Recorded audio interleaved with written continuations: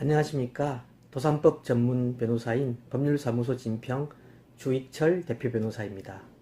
앞으로 법인회생, 일반회생의 팁 이것만은 꼭 알자 시리즈를 계속해서 연재할 계획입니다. 그리고 조만간 책으로도 출판될 예정입니다.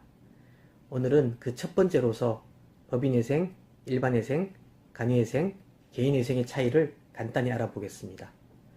법인회생은 법인이, 일반회생과 개인회생은 개인이 채무자인 절차이며 간이회생은 법인과 개인 모두 가능한 절차입니다.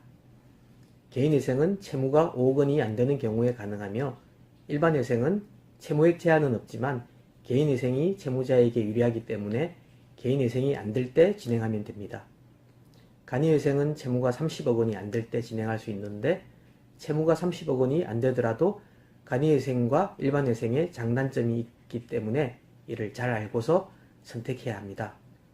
간이회생과 일반회생의 장단점에 대해서는 다음에 알아보도록 하겠습니다.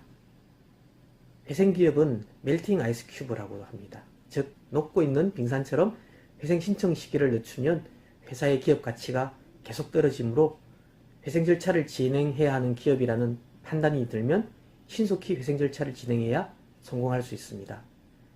결국 회생 절차를 진행해야 하는지에 대한 빠르고 정확한 진단이 중요하므로 금융비용이 영업이익보다 크다든지 적자가 누적된다면 바로 상담받으셔서 절차를 진행해야 회사를 살릴 가능성이 커질 것입니다. 지금까지 도산법 전문 주익철 변호사였습니다. 안녕하십니까. 도산법 전문 변호사인 법률사무소 진평 주익철 대표 변호사입니다.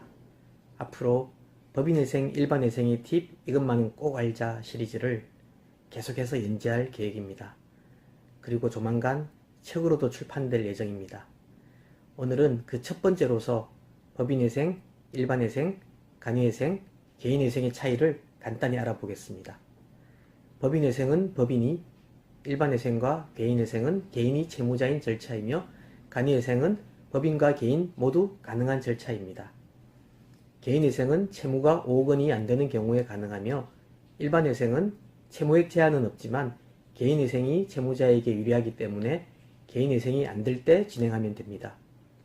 간이회생은 채무가 30억 원이 안 될 때 진행할 수 있는데 채무가 30억 원이 안 되더라도 간이회생과 일반회생의 장단점이 있기 때문에 이를 잘 알고서 선택해야 합니다.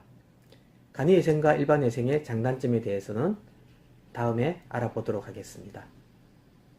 회생기업은 멜팅 아이스 큐브라고 합니다. 즉 녹고 있는 빙산처럼 회생 신청 시기를 늦추면 회사의 기업 가치가 계속 떨어지므로 회생 절차를 진행해야 하는 기업이라는 판단이 들면 신속히 회생 절차를 진행해야 성공할 수 있습니다.